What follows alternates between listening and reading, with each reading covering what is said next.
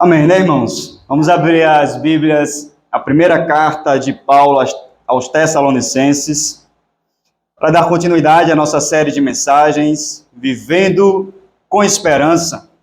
Já estamos nos aproximando aí do fim desta série de exposições. Estamos iniciando hoje o quinto e último capítulo desta primeira carta. Então, 1 Tessalonicenses, capítulo 5. Iremos fazer a leitura a partir do versículo 1. Então, você que encontrou, se puder, coloque-se de pé, em reverência à palavra de Deus, para fazermos juntos a leitura desse texto. 1 Tessalonicenses 5, a partir do versículo 1, amém? Diz assim: Irmãos, não é necessário que eu vos escreva acerca dos tempos e das épocas, porque vós mesmos sabeis perfeitamente que o dia do Senhor virá como ladrão, de noite. Quando estiverem dizendo paz e segurança, então de repente a destruição lhes sobrevirá como dores de parto a uma mulher grávida. De modo nenhum escaparão. Mas vós, irmãos, não estáis nas trevas, de modo que aquele dia vos surpreenda como ladrão. Porque todos sois filhos da luz e filhos do dia. Não somos da noite nem das trevas. Portanto, não durmamos como os demais, mas estejamos atentos e sejamos sóbrios, porque os que dormem, dormem de noite, e os que se embriagam, embriagam-se de noite. Mas nós, visto que somos do dia, sejamos sóbrios, vestindo a armadura da fé e do amor, tendo por capacete a esperança da salvação, porque Deus não nos destinou para a ira, mas para alcançarmos a salvação por nosso Senhor Jesus Cristo, que morreu por nós para que, quer atentos, quer dormindo, com ele vivamos. Por isso, aconselhai-vos e edificai-vos mutuamente, como de fato já estáis fazendo. Santo Deus, te agradecemos pela tua palavra que foi lida neste momento. Pedimos, ó Deus, que o Senhor seja conosco neste momento, que possamos ouvir a tua voz através da ministração da palavra. Que teu Espírito Santo nos convença, ó Deus, daquilo que nós precisamos aprender, para que possamos viver de maneira adequada, como o Senhor requer, ó Deus. Fala conosco. Oramos assim em nome de Jesus. Amém. Podem sentar.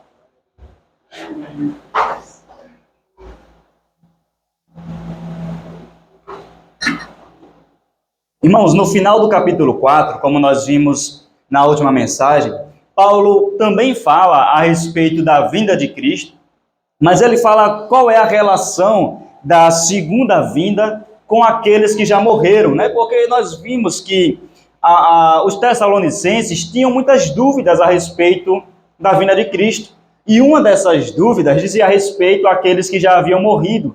Eles pensavam, será que aqueles que já morreram vão perder a vinda do Senhor? Vão perder esse dia tão glorioso? E aí Paulo tranquiliza o coração daqueles irmãos, dizendo que quando o Senhor voltar, aqueles que morreram, na verdade, eles serão privilegiados, porque eles ressuscitarão primeiro para subir ao encontro do Senhor. E nós, né, que ficarmos vivos quando o Senhor voltar, nós seremos arrebatados para nos encontrarmos com Ele, e ali nós viveremos para sempre com o Senhor. E Paulo nos mostra, irmãos, que conhecer essas verdades a respeito da segunda vinda de Cristo deve nos trazer fé, fortalecer a nossa fé, deve nos trazer consolo também e esperança.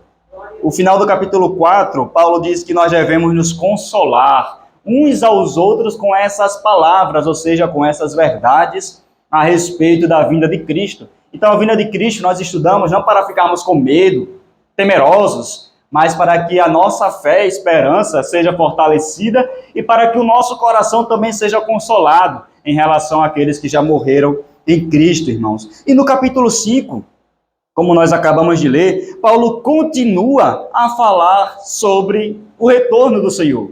Ele fala ainda sobre esse grande dia, mas agora, irmãos, ele não vai mais focar na morte, que foi o foco do capítulo anterior, capítulo 4, porque ele queria esclarecer isso para aqueles irmãos, mas agora ele vai falar um pouco sobre como nós devemos aguardar a vinda do Senhor, que é justamente o tema dessa mensagem. Como devemos aguardar a vinda do Senhor?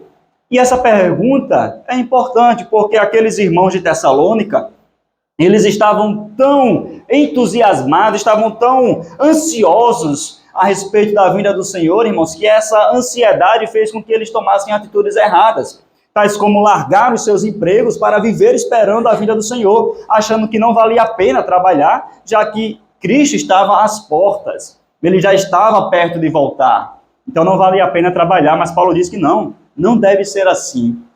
Então, como nós devemos aguardar a vinda do Senhor, é sobre isso que Paulo vai tratar neste capítulo. E ele já inicia dizendo o seguinte: irmãos, não é necessário que eu vos escreva acerca dos tempos e das épocas, porque isso também era algo que aqueles irmãos queriam saber muito.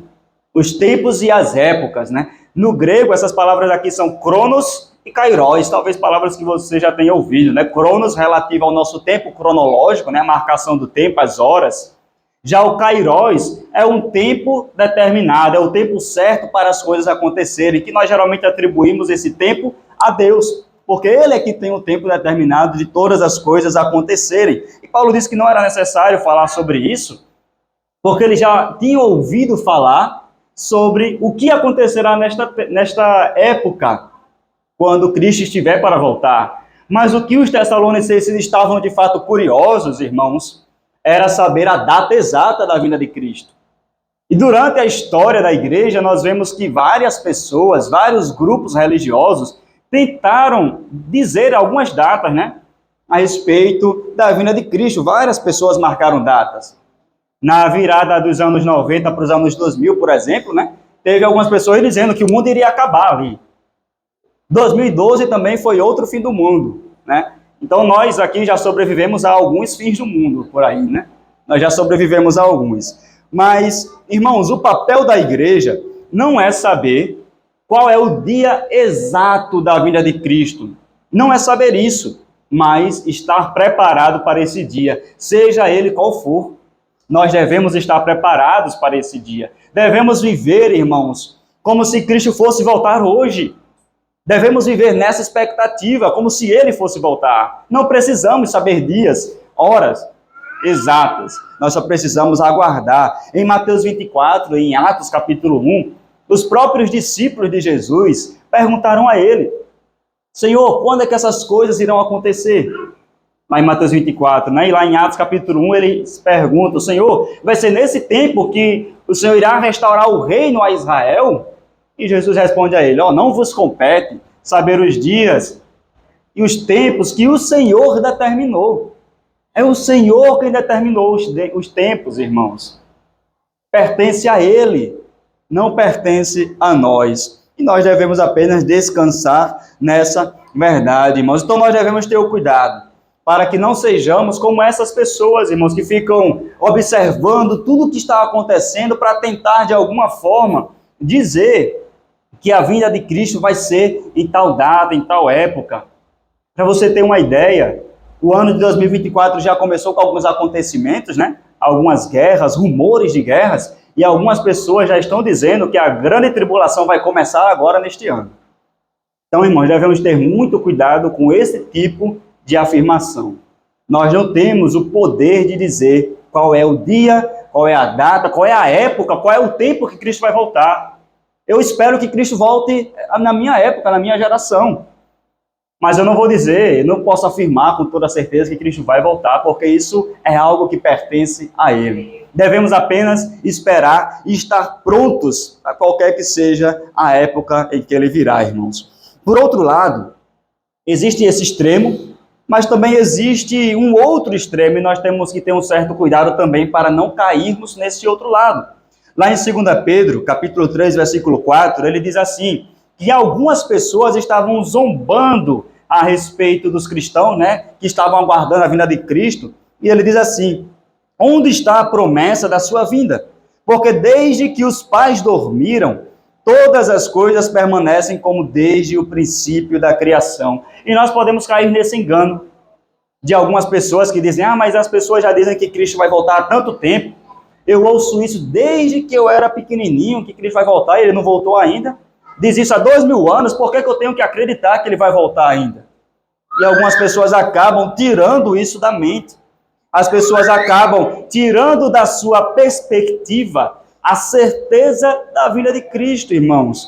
Mas o próprio Pedro, no capítulo 3 mesmo, ele vai dizer que para o Senhor, um dia é como 1000 anos, e 1000 anos é como um dia.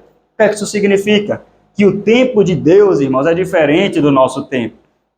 Nós somos pessoas imediatistas. Nós queremos que as coisas aconteçam no nosso tempo. Quando nós queremos uma coisa, queremos que aconteça agora. Se não acontecer agora, a gente já fica chateado.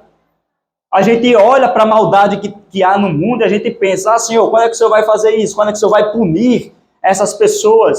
Quando é que o Senhor vai acabar com essa injustiça? O Senhor está demorando. A gente pensa assim. Mas, meus irmãos, o Senhor não demora em cumprir a sua promessa. Ele tem o tempo determinado para todas as coisas acontecerem. E se ele não voltou ainda, irmãos, é porque ele está dando mais tempo para que as pessoas se arrependam, para que as pessoas se convertam. E a nossa missão é aproveitar esse tempo para pregar o Evangelho, para anunciar que ainda há tempo das pessoas se converterem. Esse é o nosso papel, irmãos, esse é o nosso papel. Nós não devemos duvidar da promessa que o Senhor nos fez. Nós cantamos aqui, né? Firme nas promessas do Senhor. E é assim que devemos ser, ficar firmes naquilo que o Senhor nos prometeu. Irmãos, Paulo vai citar uma expressão no versículo 2 aqui desse texto, 1 Tessalonicenses 5, que é bastante conhecida. Ele diz assim no verso 2, porque vós mesmos sabeis perfeitamente que o dia do Senhor virá como ladrão. Essa expressão, irmãos, o dia do Senhor, aparece várias e várias vezes no Antigo Testamento. Aparece várias vezes, irmãos. Ela é usada para descrever não um dia de 24 horas, mas uma série de acontecimentos, irmãos, que vão preceder a vinda de Cristo. Amém, irmãos? Amém. Amém? Amém. Uma série de acontecimentos que vão preceder a vinda de Cristo. É isso que se refere ao dia do Senhor. Não é um dia específico de 24 horas. São vários eventos, irmãos, vários eventos. É o juízo de Deus contra a nação de Israel, por exemplo, que andava distante do Senhor, como também sobre todas as nações ímpias ao redor de Israel. O livro de Joel, por exemplo, que nós lemos, não fala bastante a respeito do dia do Senhor. Zacarias é outro que fala bastante. E se você ler todos os profetas menores, principalmente, você vai ver várias vezes essa expressão, o dia do Senhor. Veja Joel capítulo 3 que nós lemos, versículo 14. Multidões, multidões no vale da decisão, porque o dia do Senhor está perto no vale da decisão. O sol e a lua se ennegrecerão, as estrelas retirarão o seu resplendor, e o Senhor bramará de Sião, e de Jerusalém fará ouvir a sua voz. Os céus e a terra tremerão, mas o Senhor será o refúgio do seu povo, a fortaleza dos filhos de Israel.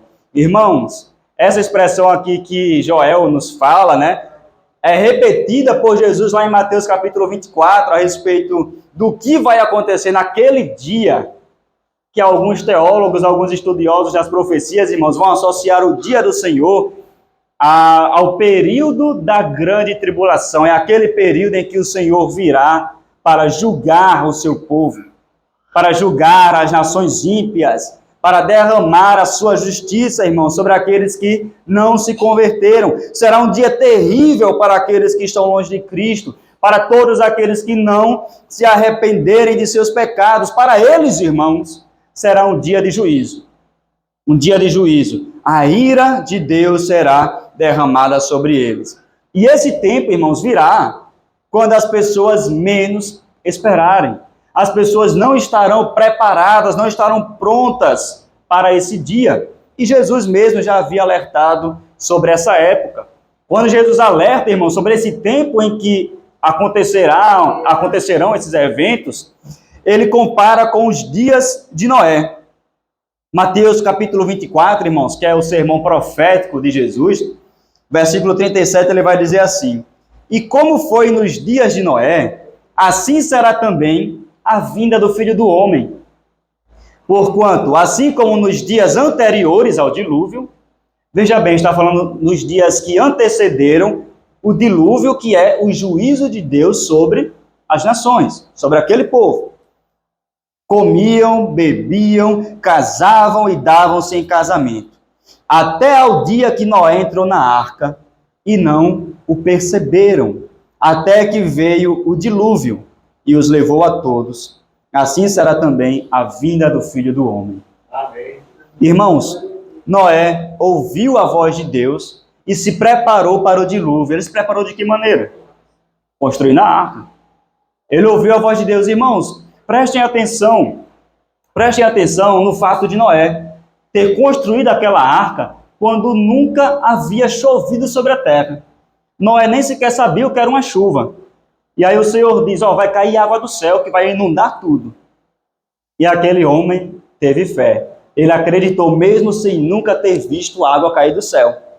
Ele acreditou naquilo que Deus havia falado e se preparou, construiu aquela arca. Né? E quando o Senhor enviou a chuva, irmãos, apenas Noé e a sua família estavam preparados. Noé não foi pego de surpresa. Noé não foi pego desprevenido. Noé não sabia exatamente qual era o dia em que a chuva iria cair, mas ele se preparou. E quando o Senhor disse, entra na arca, ele estava pronto. Irmãos, lá em 2 Pedro 2,5, Noé é chamado de pregador da justiça. O que é que isso significa? Pedro estava dizendo que Noé, enquanto construía a arca, ele pregava para aquele povo. Noé dizia, olha, o juízo de Deus está vindo aí. Vai cair uma chuva do céu. Imagina a reação do povo. Noé, como assim vai cair chuva do céu? Como assim vai chover? Como assim vai cair água do céu? Isso não existe não, Noé. Isso não existe. Noé foi taxado de louco, acredito eu. Mas Noé persistiu, continuou pregando, irmãos. Aquelas pessoas não deram atenção e quando o juízo de Deus veio, levou a todos. Já era tarde para que eles se arrependessem de seus pecados. E nós, irmãos, vivemos tempos semelhantes a esse. As pessoas não querem dar ouvidos à voz de Deus. As pessoas não querem dar ouvidos mais ao Evangelho, irmãos. As pessoas estão vivendo as suas vidas alheias a Cristo e a sua palavra. Por isso, essas pessoas serão surpreendidas quando a grande tribulação chegar.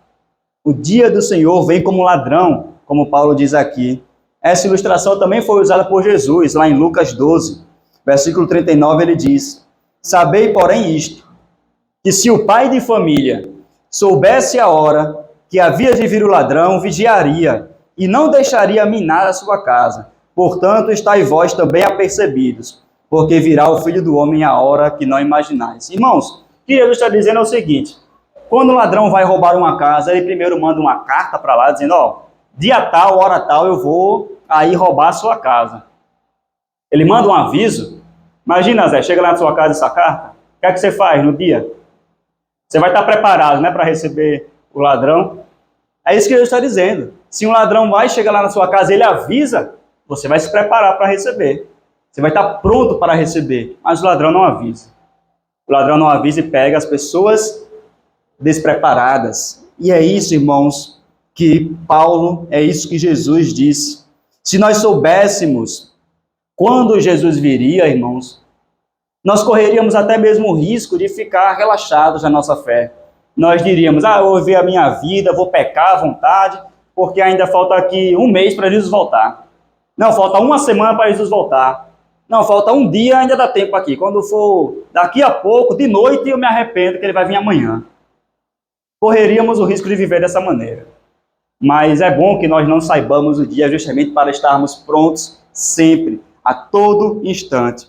No versículo 3, Paulo inclusive compara esse dia, irmãos, como dores de parto. Ele diz, eis que vos sobrevirá repentina destruição, como as dores de parto a uma mulher grávida. Ele usa essa imagem para mostrar a agonia, o desespero das pessoas, irmãos, diante do julgamento do Senhor.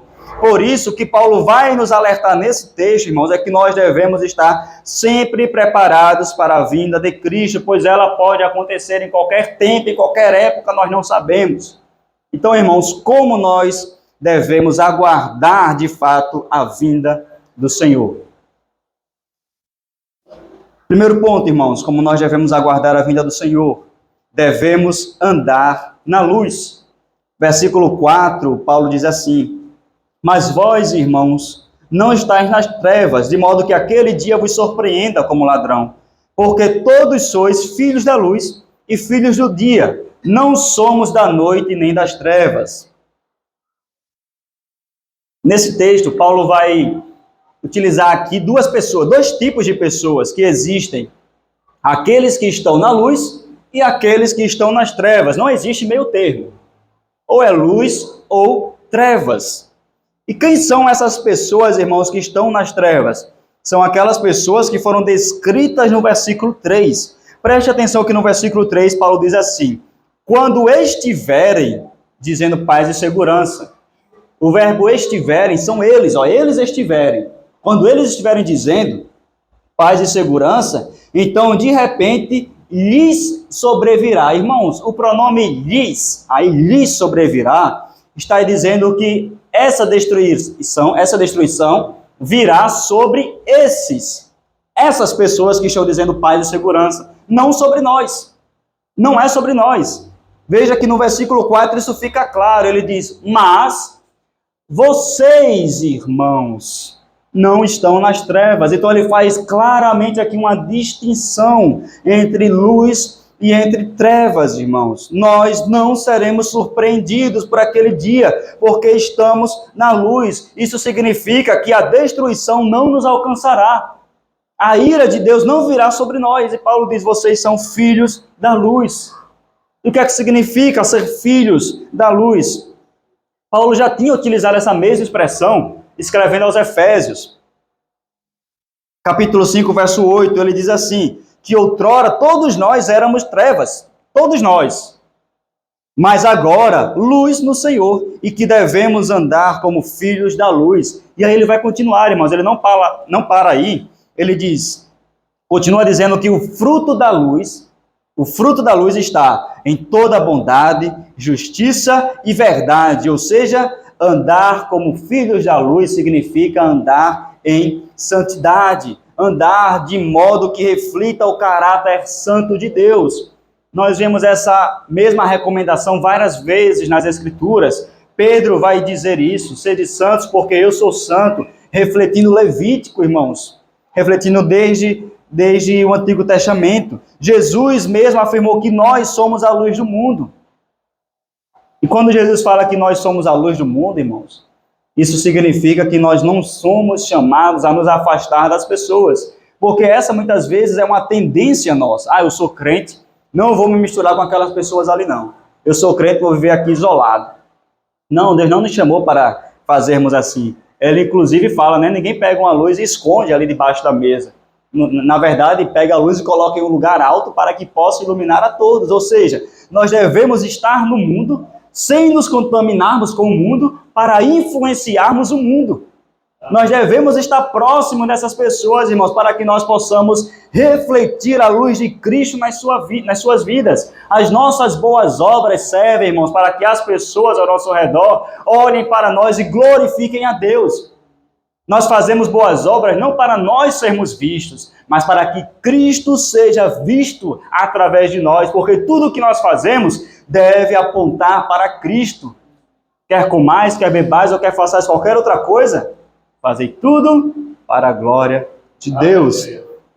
Quando Paulo escreve a sua segunda carta aos Coríntios, ele vai dizer que o Deus deste século cegou o entendimento dos incrédulos para que não vejam a luz do Evangelho. Irmãos, nós também estávamos nessa mesma situação.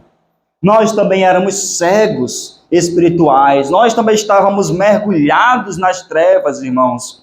Até que um dia o Senhor veio ao nosso encontro. Ele nos resgatou. Ele tirou a venda dos nossos olhos e nos fez ver, irmãos. Então o cristão é aquele que teve a sua natureza transformada. Por isso o cristão não pode mais andar do mesmo jeito que ele andava antes. Por isso que Paulo afirma: vocês não estão nas trevas, vocês agora estão na luz.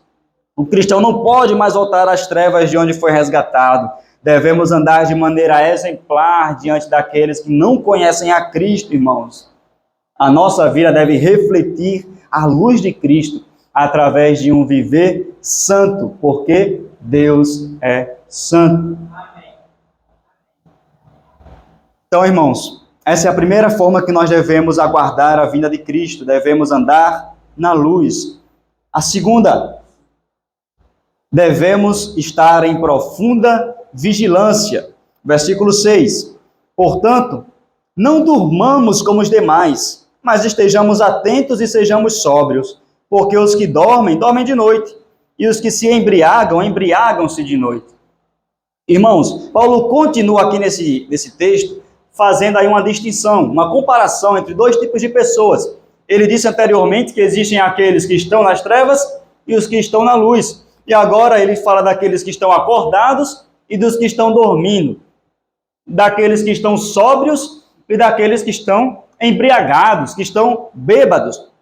Paulo utiliza aqui a palavra dormir, irmãos, não para se referir a alguém que morreu fisicamente, né? Porque no capítulo 4 nós vimos que Paulo utiliza morrer, dormir, aliás, com o sentido de morrer, um eufemismo, né? Uma suavização da palavra morrer. Mas não é o caso aqui.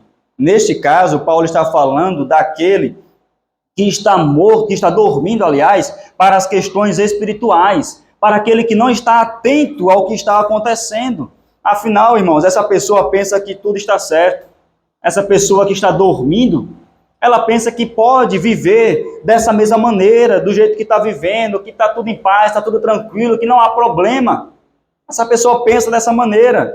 E é por isso que ela está dormindo, está descansando, está relaxada espiritualmente. E Paulo também vai dizer que essa pessoa está embriagada. Paulo utiliza essa expressão, irmãos, não para dizer que essa pessoa bebeu álcool, mas para dizer que essa pessoa, assim como um bêbado, que não tem mais consciência da realidade, que perdeu já os seus sentidos, essa pessoa também está em relação à vinda de Cristo, em relação às questões espirituais, porque a vinda de Cristo é algo tão claro, é algo uma certeza que nós temos, irmãos, que é um absurdo negá-la. Mesmo assim, essas pessoas estão vivendo como se não houvesse um justo juiz que haverá de julgá-las. Essas pessoas vivem como se não houvesse um dia que elas terão de prestar contas ao grande rei. Na verdade, irmãos, o bispo Walter McAllister, certa vez falou assim: as pessoas dizem, só Deus pode me julgar. Talvez você já tenha ouvido alguém dizer isso, né? Não, só Deus pode me julgar. Ou seja, eu quero viver aqui da maneira como eu penso que é correto. Mas aí ele pergunta, e isso não te assusta? Quando você diz que só Deus pode julgar? Isso não assusta você? Porque, irmãos, as pessoas não fazem ideia do julgamento que está por vir. E sabe por quê? Porque muitos falsos pregadores têm se levantado para afirmar que Deus não julga ninguém, para afirmar que Deus ama todas as pessoas do jeito que elas são e que elas não precisam mudar, que elas podem continuar vivendo da maneira que elas quiserem, afinal Deus é amor. Certa vez, um desses pregadores aí, que não são nem chamados mais de pastores, né, são agora coaches, um desses pregadores afirmou, não, eu não prego sobre pecado, não prego sobre pecado, sobre inferno, sobre nada disso, porque essa é uma mensagem muito pesada, muito dura. As pessoas chegam na igreja depois de uma semana cansativa, trabalhando, elas não querem ouvir sobre isso, elas querem chegar na igreja e ouvir uma palavra que dê conforto, que dê consolo ao seu coração. E as pessoas estão procurando esse tipo de mensagem que acaricia o seu ego, uma mensagem boa, bonita, mas que não salva ninguém, que não transforma ninguém. E essas pessoas estão caminhando, irmãos, para o inferno, porque elas estão mortas ainda em seu pecado, porque elas não ouviram o Evangelho. E é por isso, irmãos, que nós temos essa responsabilidade nos tempos de hoje, de continuar pregando verdadeiramente o Evangelho. É uma responsabilidade nossa, e que nós muitas vezes temos falhado. Nós temos falhado em pregar o Evangelho, porque achamos que isso é responsabilidade apenas do pastor, achamos que isso é responsabilidade apenas do missionário, pelo que todos nós somos chamados a pregar, a anunciar as boas novas, irmãos. Nós, irmãos, nós também estávamos dormindo, mas Cristo veio até nós e nos despertou do nosso sono espiritual. E agora, o que Ele requer de nós é que estejamos em profunda vigilância. Irmãos, quando Jesus foi orar no Monte das Oliveiras, Ele levou consigo Pedro, Tiago e João. E Jesus pediu a eles que eles ficassem vigiando, né, enquanto Ele orava. Mas o que aconteceu? Aqueles discípulos acabaram pegando no sono. Jesus volta e os repreende, né? E diz, vocês não conseguem ficar comigo um tempo aqui vigiando? E aí Jesus diz a eles, vigiai e orai, para não entrarem em tentação. Irmãos, nós não devemos achar que nós somos superiores àqueles que estão lá fora, que ainda estão dormindo. Não devemos achar, é por isso que Jesus fala, vigiem e orem para não entrar em tentação. Porque se nós não vigiarmos, corremos o risco de adormecermos também. Então devemos estar sempre vigilantes. Eu não posso bater no meu peito e dizer, não, eu não vou dormir não. Eu vou ficar sempre acordado. Isso nunca vai acontecer comigo. Não, somos pecadores. Se não vigiarmos, se não tivermos essa vida de oração, irmãos, nós iremos adormecer. A oração é sempre associada ao ato de vigiar. Então, para que nós possamos nos manter alertas, é importante estar sempre em comunhão com o Senhor. E no versículo 8, irmãos, Paulo vai falar o que nós devemos fazer para nos mantermos sóbrios.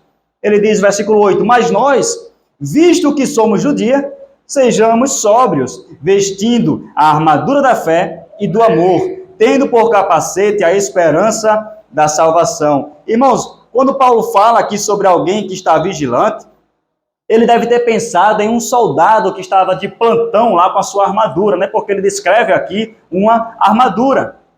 Um soldado que está lá de plantão, ele está sempre preparado para qualquer coisa que possa acontecer. Em um acampamento, por exemplo, né, sempre tem algum que fica lá acordado, vigiando, e está sempre alerta a tudo que acontece. Ele deve estar alerta e preparado para algo que ele possa enfrentar. E essa armadura que Paulo fala, irmãos, é composta por uma tríade que nós já vimos aqui algumas vezes, né? Ele diz assim, que essa armadura é composta de fé, esperança e amor. A fé, irmãos, é o elemento que nos trouxe a salvação, porque foi por meio da fé em Cristo que nós fomos salvos. A partir do momento em que nós nos arrependemos de nossos pecados, que colocamos a fé em Cristo, nós somos salvos. Então a fé é a firme certeza daquilo que nós não vemos, mas nós temos essa total confiança em Deus, temos essa total confiança em suas promessas, e nós agora vivemos pela fé, irmãos, porque o justo viverá pela fé. Aleluia. O amor é o elemento que deve marcar a vida presente de um cristão. Se no passado nós colocamos a fé em Cristo e vivemos agora pela fé, o que deve marcar a nossa vida a partir desse momento, no presente, é o amor. Jesus resumiu a lei em 2 mandamentos, não é verdade? Amar a Deus sobre todas as coisas e amar ao nosso próximo como a nós mesmos. Esse é o resumo de toda a lei, irmãos, o amor. Os cristãos serão reconhecidos pelo seu amor. Esse é um distintivo de cada cristão. Se nós amarmos a Deus, nós guardaremos os seus mandamentos. É isso que o Senhor nos fala. Nós seremos fiéis à sua palavra. E nós amaremos o nosso próximo. E o último elemento é a esperança, que é o aspecto futuro da nossa salvação. Irmãos, nós já somos salvos, amém? A partir do momento em que colocamos a nossa fé em Cristo, nós podemos ter a certeza da nossa salvação no tempo presente. Mas, irmãos, embora já sejamos salvos, nós também aguardamos uma salvação futura, que se concretizará quando Cristo voltar. E é essa salvação futura que nós aguardamos com uma firme certeza. Irmãos, quando Paulo fala aqui dessa armadura, ele vai falar dessa armadura que vai proteger, irmãos, os nossos órgãos vitais, né? E a armadura composta também pelo capacete, que vai proteger a nossa cabeça. O que Paulo está dizendo aqui, em comparação, irmãos, é que nós devemos proteger a nossa mente e o nosso coração com esses 3 elementos: fé, esperança e amor. E é assim que nós devemos aguardar a vinda do Senhor. Se nós cultivarmos, irmãos, esses 3 elementos em nossa vida, nós estaremos em constante vigilância, como um soldado, sempre pronto para a batalha. O terceiro e último aspecto, irmãos, é que nós devemos aguardar a vinda do Senhor com sólida confiança. Irmãos, Paulo não vai falar do dia do Senhor para que os crentes fiquem com medo. Nós já vimos isso aqui algumas vezes, não é para que nós temamos esse dia, embora tenham alguns acontecimentos que às vezes nós ficamos assustados, né? Mas ele não fala para que tenhamos medo, muito contrário. Ele fala para que estejamos preparados, para que a nossa esperança seja fortalecida e para que tenhamos essa sólida confiança, irmãos, que o Senhor virá, não para nos destruir, mas para nos salvar. Versículo 9 ele diz, porque Deus não nos destinou para a ira, mas para alcançarmos a salvação por nosso Senhor Jesus Cristo, que morreu por nós. Irmãos, a ira de Deus deveria recair sobre as nossas cabeças, irmãos. Nós é que somos pecadores, o nosso destino, irmãos, era a condenação, nosso destino era experimentar as dores do inferno. Mas quando Cristo veio, irmãos, o Senhor decidiu enviar seu Filho a este mundo, para que por meio de sua vida santa, justa, sem pecado, ele pudesse ser o sacrifício perfeito para nos resgatar. E por meio de sua morte, irmãos, ele recebeu a ira que deveria vir sobre nós. E a sua ressurreição agora nos dá a certeza da nossa salvação. E todo aquele que se arrepende dos seus pecados e coloca a sua fé em Cristo agora é salvo, irmãos, dessa ira. Esse é o Evangelho. E se você já fez isso, alegre-se, porque você não foi destinado para a ira, mas para alcançar a salvação por meio do nosso Senhor Jesus Cristo. Esse é o nosso destino, irmãos, e é nessa salvação que devemos nos alegrar. Irmãos, é preciso aqui fazer apenas um esclarecimento sobre o verso 10, que Paulo diz assim, que para que quer acordados, né, ou algumas versões atentos, quer dormindo, com ele vivamos. Irmãos, Paulo disse aqui que quer estejamos acordados, quer estejamos dormindo, nós viveremos com ele. Essas pessoas que estão dormindo aqui, irmãos, não são as pessoas que estão dormindo espiritualmente, como nós vimos nos versículos anteriores. Porque não faria sentido Paulo dizer o seguinte, as pessoas que estão dormindo vão experimentar a ira, mas vocês que estão acordados não vão experimentar. E depois ele vai dizer que essas pessoas que estão dormindo vão ser salvas. Não faria sentido Paulo dizer isso. E alguns teólogos, irmãos, estudando esse texto, não apenas eu, né, mas alguns teólogos como John MacArthur, lá nos Estados Unidos, Hernandes Dias Lopes, aqui no Brasil, né, ele vai dizer que essa expressão, aqui nesse texto, dormir, significa a mesma coisa que Paulo falou no versículo 4, aquelas pessoas que já, no capítulo 4, aliás, aquelas pessoas que já morreram. Ou seja, o que Paulo está dizendo aqui, irmãos, é que quer nós estejamos vivos quando Cristo voltar, quer já tenhamos morrido, nós viveremos com Ele, porque nós seremos ressuscitados se estivermos mortos. Se estivermos vivos, seremos arrebatados. Então, irmãos, quer estejamos mortos, quer estejamos vivos, quando Cristo voltar, irmãos, nós temos essa certeza que nós viveremos para sempre com Ele. E isso deve nos trazer esperança, irmãos, para esse tempo que nós vivemos, para este mundo que nós vivemos. E é dessa maneira que o texto finaliza, versículo 11. Por isso, aconselhai-vos e edificai-vos mutuamente, como de fato já estáis fazendo. Paulo aqui, irmãos, reforça aquilo que os tessalonicenses já faziam, que nosso papel é nos ajudarmos uns aos outros. É por isso que eu bato na tecla aqui, irmãos, que a igreja é importante, a igreja é essencial. Nesse momento que nós temos juntos, irmãos, e momentos que nós temos a mais juntos também, são importantes porque nós conversamos, nos fortalecemos, nos aconselhamos, nos edificamos mutuamente. Ou seja, isso não é um papel apenas do pastor, mas é um papel individual de cada um dos membros da igreja, que nós possamos fortalecer uns aos outros, irmãos. Então, que essas palavras, irmãos, realmente tragam esperança aos nossos corações, e que possamos viver dessa maneira. É assim que Paulo diz que devemos aguardar a vinda de Cristo. Que nós possamos andar na luz, que nós possamos estar em constante vigilância e que nós possamos ter essa sólida confiança, irmãos, e que as suas promessas se cumprirão. Amém? Vamos orar. Santo Deus, queremos te agradecer por essa palavra que foi lida, foi exposta aqui nessa noite. Te agradecemos, ó Deus, porque o Senhor decidiu nos revelar os teus planos, ó Deus, as tuas promessas e quem tu és, para que nós possamos ter a nossa fé fortalecida, para que possamos nos edificar uns aos outros, nos consolarmos também com essas palavras. Ó Deus, que essa esperança esteja viva em nossos corações e que possamos, ó Deus, aguardar a vinda de Cristo, não com medo, não temerosos, não dormindo, não relaxados, mas andando na luz, dando testemunho, ó Deus, de quem tu és, que possamos aguardar a vinda do Senhor em constante vigilância, ó Deus, orando em todo o tempo, e que possamos, ó Deus, descansar nas tuas promessas, que possamos ter essa certeza firme em nossos corações de que a tua palavra se cumprirá. Seja conosco, Deus. Oramos assim em nome de Jesus. Amém.